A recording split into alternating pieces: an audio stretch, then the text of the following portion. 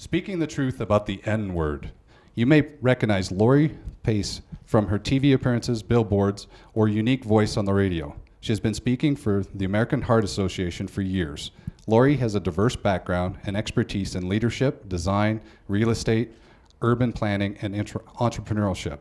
Her passion for developing legacies through healthy heart and business practices. You will learn the 4 principles and benefits of changing paces.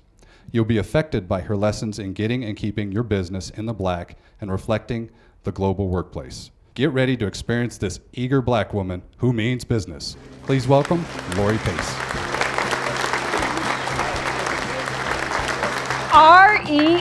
RESPEC, find out what it means to me. It means a lot. Respect. Respect is the #1 thing that people don't have in business, even when they intend.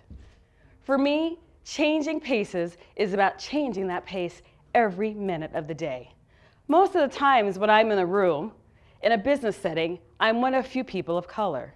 The reality is by the year 2050, there will be no ethnic minorities. Whether you like it or not, it's coming. The reality also is that most companies think that diversity is about compliance. It really is a mindset, and most companies aren't really ready to deal with it. But it's coming. For me, there's 4 simple principles. PACE, appropriately named. P, admitting there's a problem. That there's a problem that if the person to the left to you and the person to the right to you looks a lot like you, there's a problem.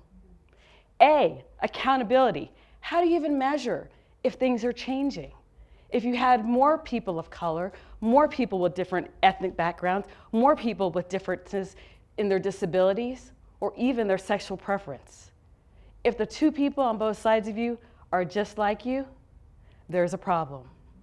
C, this is the big one. Change, it's not the only thing that matters. What counts.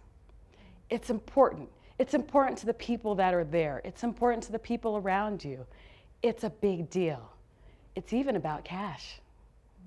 And last but not least is experience.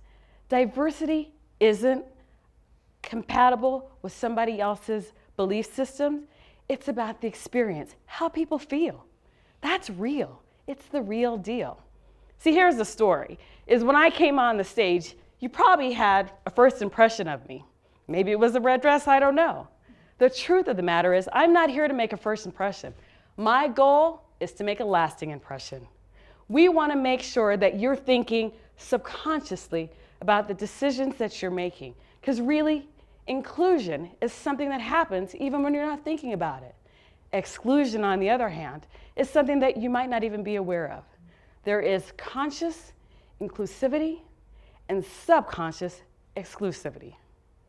It's something that's been happening for generations, even if we don't want to admit it, and it'll be there for years to come.